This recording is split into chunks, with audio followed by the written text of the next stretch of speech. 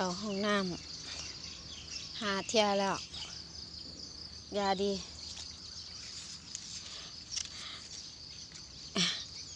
เป็นย้ำใดกะยอดหายยอดหายไปละ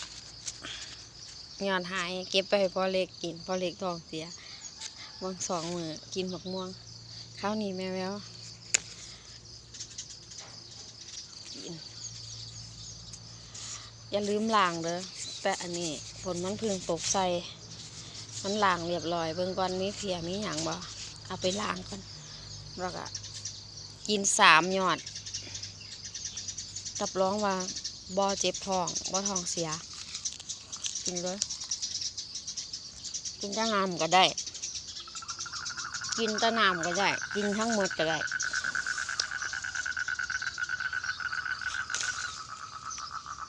สิเก็บไปไว้อีก2 ยอด